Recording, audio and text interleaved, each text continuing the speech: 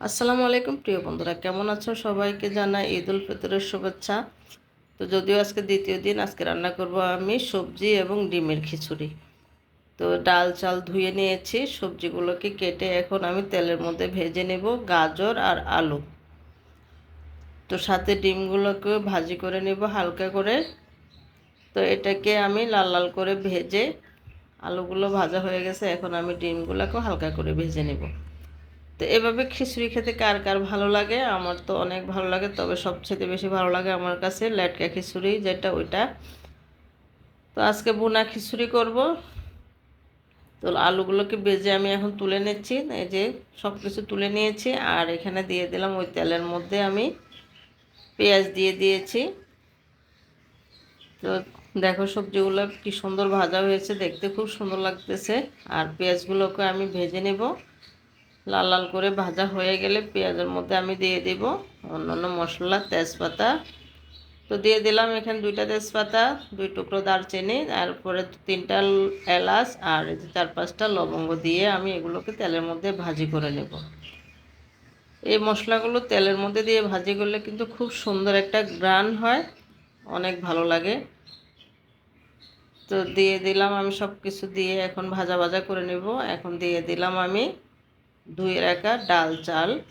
তো এটাকে এখন আমি 5-7 মিনিট কষিয়ে নেব তেলের মধ্যে। তো দেখো ভালো করে কষাইতে হবে। তো ডাল চাল ভালো করে ভাজা হয়ে গেলে, যত বেশি ভাজা হবে খিচুড়িটা তত বেশি জর্জরা হবে। তো দিয়ে দিলাম পরিমাণ মতো লবণ। তো লবণ দিয়ে আরও কিছুক্ষণ ভাজবো। চুলা একদম মাঝারি আছে ভাজতে হবে, না হয় পুড়ে যাবে চাউলগুলো। দেখো আস্তে আস্তে কালারটাই চেঞ্জ হয়ে আসতেছে। তো ভালো করে অনবরত নাড়তে হবে, না হয় একদিকে পুড়ে যাবে নিচে দিয়ে। তো পোড়া লেগে গেলে কিন্তু আর খেতে ভালো লাগে না, যে কোনো তরকারি বলো খিচুড়ি যে কোনো কিছুই পোড়া দাগ লাগলে কিন্তু আর ভালো লাগে না খেতে। তো আমার ভাজা হয়ে গেছে, দেখো উল্টে পাল্টে ভেজে নিচ্ছি। এই যে ফাইনালি ভাজা হয়ে গেছে, এখন আমি দিয়ে দেব এখানে পানি।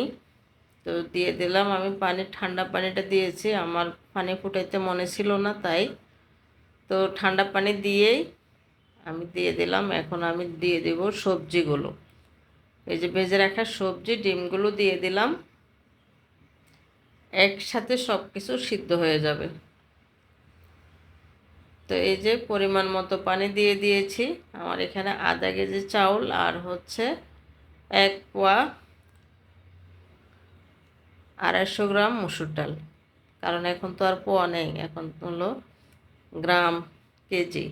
তো এই যে দিয়ে দিয়েছি। এখন আমি দিয়ে দেব কিছু টমেটো আর এই যে আস্ত কাঁচামরিচ। এই কাঁচামরিচগুলো হচ্ছে আমার বারান্দার গাছের।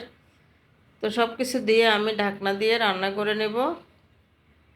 তো এই যে দেখো আমি প্রায় 10 মিনিট পরে পানিটা আমার শুকিয়ে আসছে। এখন আমি নেড়ে চেড়ে উল্টে পাল্টে দিব।